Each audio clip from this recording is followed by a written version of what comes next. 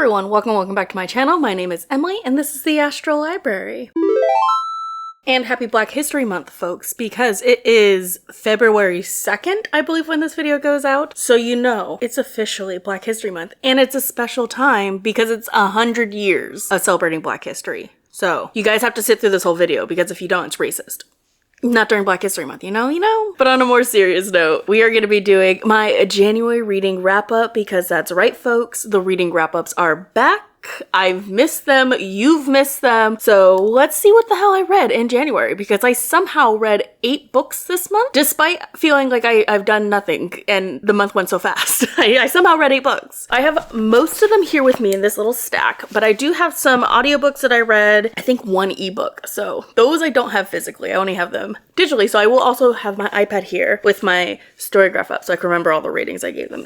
But let's go ahead and dive straight in. So first up we have The X-Talk by Rachel Lynn Solomon. This is a contemporary romance book that follows our 2 main characters who work for a local public radio station, and the problem is that they don't get along whatsoever. Our main character, Shay, is very shy and meek, and she just really loves radio. And her co-worker, Dominic, is a kind of like new upstart who's been coming in and kind of upsetting the delicate system Shay has kind of made her home at this public radio station. Well, one day they get news that their radio station is getting a whole bunch of cutbacks. Shay and Dominic are both potentially on the chopping block unless they can figure out something that's going to kind of keep them interested and give the radio more money. And they come up with the X-Talk, where they have to pretend to be exes who are hosting a podcast about dating. I end up giving this one 2.5 stars. I mostly listened to this on audiobook, and I think the narrators did a really good job. But Shay, in a nice way, Shay is so...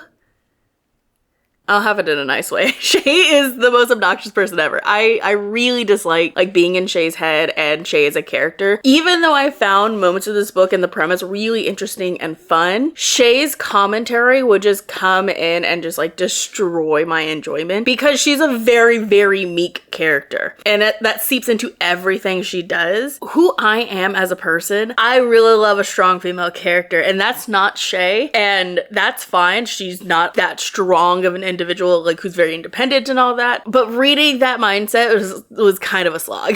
Even listening to it on audiobook, I generally found myself not having as much fun. I did like the romance, though I have to say, what happens at the end of this romance would destroy any hope I would have in the relationship. I could not forgive Dominic for what he did. I don't give 2 fucks about trauma and all that. What he did, ooh, it pissed me the fuck off, and I couldn't get over that. So that also kind of tanked this towards the end, because I was like, I could kind of live with a 3-star, but then I was like, I hate that. And I feel like nothing was super duper resolved about it. I did not have the best time with this, mainly because of Shay, but also because of their relationship. I just feel like we needed more development between them in order for me to be willing to forgive the misstep that happens in, the 3rd act breakup. Start of the year, I started this actually at the end of 2025, but I finished it in January, so it is what it is. The first year did not start off strong, but that's okay because the other ones on this list did a lot better. All right, next I actually have a sequel that I read, and that was The Last Session Volume 2. This is written by several people, but the main author is Jasmine Walls. Now, if you remember, I read the first volume, I believe in 2024, and I absolutely loved it. It was one of my favorite reads of 2024 because it's queer, it's Dungeons and Dragons, the characters are so lovable, and in this one we actually get a whole new cast of characters where actually each one of these are friends from high school, and they've kind of drifted apart in the years since they last played Dungeons and Dragons together. They've all kind of become influencers in some way, very successful people. And one day their community center is going to fall under due to lack of funding, and so they decided to have one more live stream of them all playing Dungeons and Dragons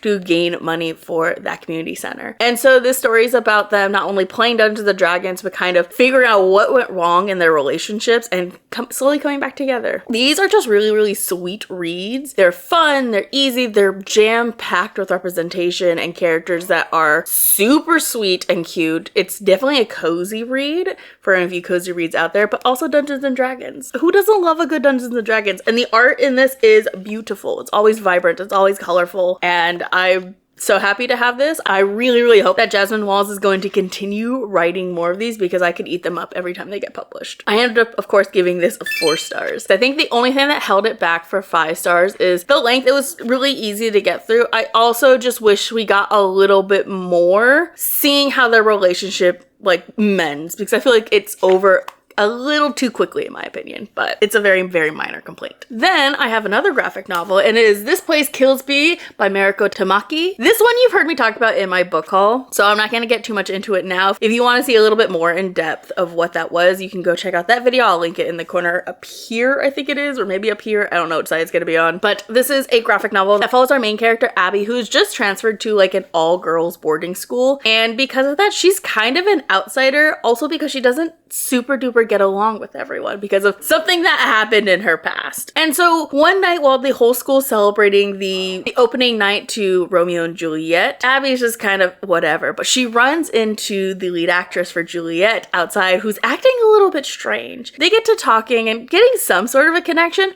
but the next morning, Juliet is found dead in the woods. And so Abby is trying to piece together what the heck actually happened, both from the cryptic message of their conversation last and also just the weird way the school's handling it. This was actually a very good read. I had a lot of fun with it. I went into it thinking it was just gonna be like easy, mindless, but it ended up being a super duper interesting read that like captivated my attention. I ended up giving this a 4.5 stars, and I think it earned every one of them, especially because it's the same author who did Laura Dean Keeps Breaking Up With Me. So she just like handles not only sapphic characters really well, but like really interesting plots. Not supernatural in any way. They're super duper contemporary. They deal with really real issues, and I think it was just phenomenally done. And then next up, I have an audiobook. I don't have this one, so I'm just gonna throw a graphic on screen over here. And that is Fugitive Telemetry by Martha Wells. This is the 5th or 6th book. The 6th book in the Murderbot Diary series, which I love. You know how much I love Murderbot. And normally I read these because they're so short and it's just a nice little novella, but I ended up picking this up on audiobook, which was a lot of fun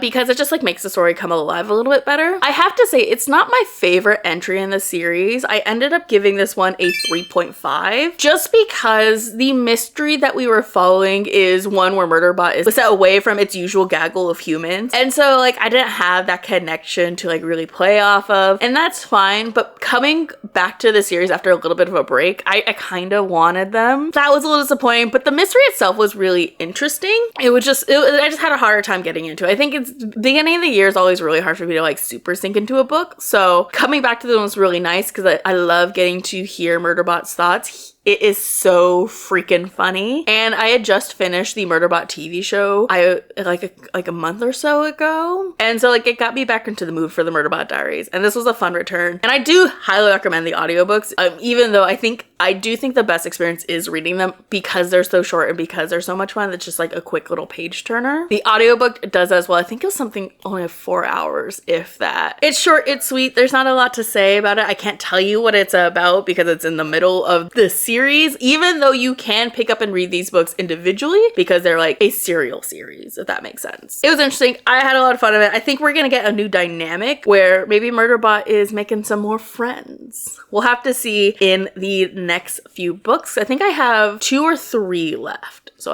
I'm almost caught up. So yay me on that front. And directly after that, I picked up another audiobook. And this one might just surprise you guys because if you remember a while ago, I made an anti-TBR video and this book was on it. It is Daisy Jones and the Six by Taylor Jenkins Reid. I had zero intention of reading this book because everyone always compared it to the movie Almost Famous. And I hate Almost Famous. I can't tell you why I hate Almost Famous, but I just hate it with like a visceral passion, right? And so when people made that comparison, I knew that I was never going to like this book. But then I was on Libby and I like to scroll the available now audiobooks because sometimes I just want an audiobook. Sometimes I don't know what I want necessarily. I just want to see what's available. And that will get me to read a whole bunch of different things. And this time I saw Daisy Jones and the Six. And I said, you know what? Let me try it. It cost me nothing. I'm not buying this book. I'm not spending a credit to get this audiobook. I'm just gonna try it. And you know what? It has the premise of things I like. Because Daisy Jones and the Six is a sort of memoir interview-esque book where we are learning about this woman, Daisy Jones, and her kind of like climb to fame, as well as her interactions with this band called The Six. And if you're a really big Fleetwood Mac fan, this is the kind of, it's been inspired by the album Rumors and the shit show that was. Yes, that this book is filled with a lot of drama and a lot of intense relationships. And I go into this with kind of very low expectations I'm gonna enjoy it. I didn't super enjoy myself the first maybe hour of the book. I was kind of like, okay, what is going on? Because I did not know that Daisy Jones and the Six were like separate bands. And the book really takes its time to like introduce who each of them are and their like equal rises to fame before they come together, which is something I actually really appreciate now finishing the book, because it made me feel for the bands individually and made me like not necessarily root for one over the other. These are very complex characters in a very complex situation that we see kind of like melding together, and danger with that, especially when you have like such high running personalities like Daisy and other members of the band like dealing with like addiction and relationship and fame and sexism. I did not know how deep this book was going to get until I was in the midst of it, and then I found myself really, really liking the characters. Even as fucked up and as flawed as they are, I don't think anyone's necessarily in the right, but the end of the book had me so emotional.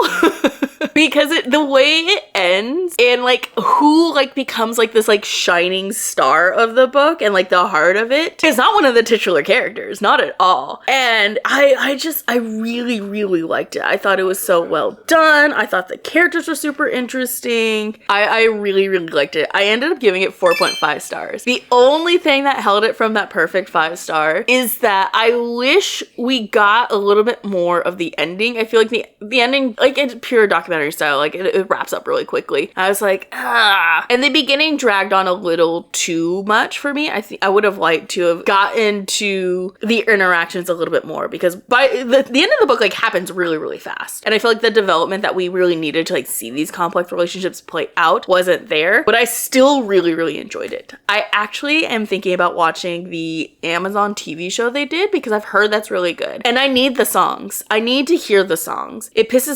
I love books and media and things that have music in them, but I always have this like really huge desire to hear what the songs actually sound like, which is hard because a lot of things like don't have the music and they like the songs don't exist, and I need the songs to exist. I need Regret Me to exist, so that's what I'm hoping that the Amazon show gives me. Fingers crossed. All right, we're back to physical books. The next book I read this month was Giovanni's Room by James Baldwin, and you can see I tabbed this up, which should give you a hint that I read this for school. So the class that I'm TAing for is focusing on genres, and one of the genres is romance. So Giovanni's Room follows our main character David in about 1950s Paris and how he meets this man called Giovanni, and it's about their intense relationship, David's struggle to not only accept his feelings for Giovanni, but also to accept his own sexuality. It's a very interesting read, because I had heard about Giovanni's Room a lot lately. A lot of people have been talking about it, because I believe it got another, like, I don't know if it got like a play production or something, but a lot of people have been talking about this book. And James Baldwin is one of those writers who I really love his short stories, but I don't always love his novels. Like, I really hated If Beale Street Could Talk.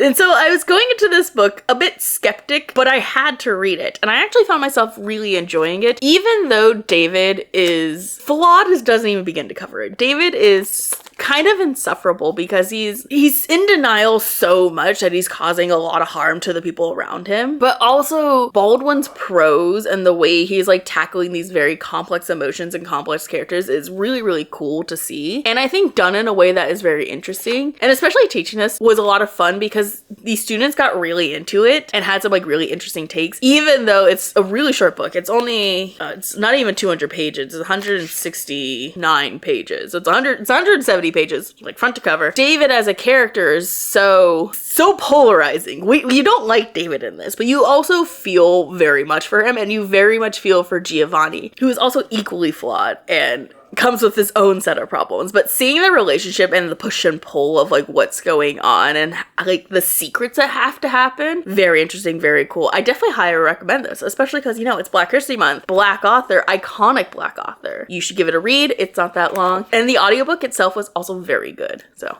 highly recommend that too. Okay, but you might be like, Emily, you're a fantasy girly. Where's the fantasy for this month? Hold your horses. I did read a fantasy book this month. And you know, it's one that's been on my TBR for a little bit, and that is Quicksilver by Callie Hart. So I picked this book up back in June of last year. I got it at a cute little bookstore called The Purple Couch. Shout out. And I was hemming and hawing about starting this because this was a book that was like really, really popular on like Book Talk and like romantasy. And you know, my feelings about romantasy is that a lot of the stuff that's being published right now has just like not satisfied that urge for me. I need the pining, I need the yearning, and I feel like a lot of the romantasy being published right now is very fast burn. Not everything, but just a lot of like what's popular is like it's smut heavy, it's fast burn love. I'm just like, I need the tension. I need multiple books of will they, won't they, okay? I need that. This did not give that to me necessarily, but it did give me a main character and a romance that I was actually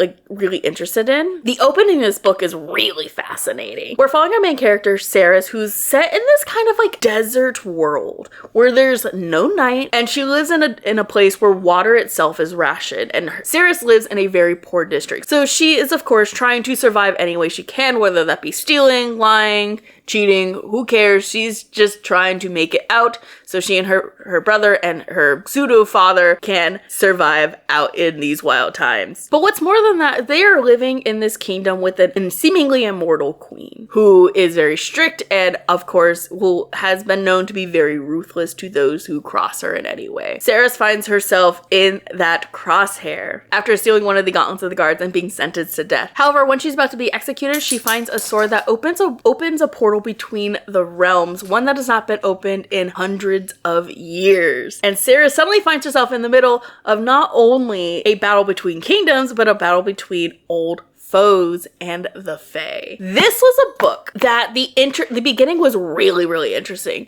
The middle was an absolute slog to get through. This is the first book I've read by Callie Hart. She could do character work really, really well. And I really like the world that she's set up for us in Quicksilver. The magic system's interesting. The politics are politicking. It's ticking all the right boxes. My problem was that in the middle of this book, Sarah's just kind of like loses the like spark and intensity that she's presented with in the beginning, and it takes a long time for like that to like really come back, and it's like it falls by the wayside in favor of trying to like get this romance started and to like make me invested and like feel this connection that just isn't there because the characters haven't interacted enough. When we get to the last half of this book though, shit was amazing. It gave me everything I wanted. It gave me the connection and the development I need between the characters to get invested in their romance. There were so many like good lines in it. I started annotating in this because I was like, oh my god, I have to have this line underlined. It stuck out so much to me. And then it got to the ending, I was like, I was super invested in these characters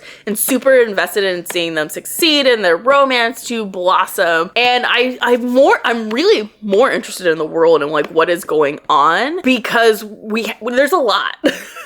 Like, I can't give you like a super great synopsis for this book because there's like a lot of things going on in it and I don't want to spoil anything for you. I went into this book kind of completely blind. I knew there was Fae and that was about it. And I enjoyed it so much more because of that, because I got to learn about the world and everything that was developing. It made it, again, a lot more fun, a lot more enjoyable. I feel like sometimes booktube can give a little too much away, so going in blind is like definitely my recommendation. I liked it. I feel like the middle was a slog, but the ending really ties it all together. I'm very interested in continuing on with this series, even though I'm sad that they changed the covers. I like this cover. I don't like the new covers. Girls gotta do what girls gotta do. So I will be continuing on with this series. I'm in fact thinking I'm gonna pick it up next. The only thing that made me hold back is I did start another series this month. It's a toss-up between which one of them I'm gonna read first. Oh, and of course, before I let it go, I gave this one 3.5 stars. I enjoyed it. I think the middle part's the weakest, but I do think that the series is only going to get better from here. Or at least I hope. And the very last book I read was The Sunshine Court by Nora Sakovic. This is technically the 5th book in the All for the Game series. No, this is the 4th book. I lied. This is the 4th book of the All for the Game series. It is a spin-off series to the original trilogy. If you know me, you know I'm a die-hard fan for the All for the Game trilogy, okay? But I love those books so damn much, okay? Neil Jostin is one of my all-time favorite characters. I love him. He's hilarious. He is a gremlin and a little shit, but he's mine. And reading these books made me miss him so much. How can I explain this series? Because it's so intricately tied to the events of the trilogy that I can't give you a super big synopsis. Other than we are following our main character, Jean Moreau, who was a side character in the original trilogy, and about his escape from the Nest, which was this kind of evil organization, and trying to recover from the trauma of all of that. That's all I can tell you what this book is about. But let me tell you a little bit about All for the Game. So All for the Game follows our main character, Neil Jostin, who is on the run from his mafia father. The thing about Neil is that he loves this sport called Xe, which is a made-up co-ed sport that is a mix between lacrosse and racquetball. And the thing about Neil is that not only does he love the sport, he's really good at it. Good enough that he captures the eye of one of the top players of the entire sport, Kevin Day, and is recruited to join the worst team of the Xe League. And Neil's faced with the decision of either joining this team and potentially being found by his father, or giving up the sport that he loves so much. And because Neil is just a little bit stupid, he chooses the sport, and it leads to this cascading effects of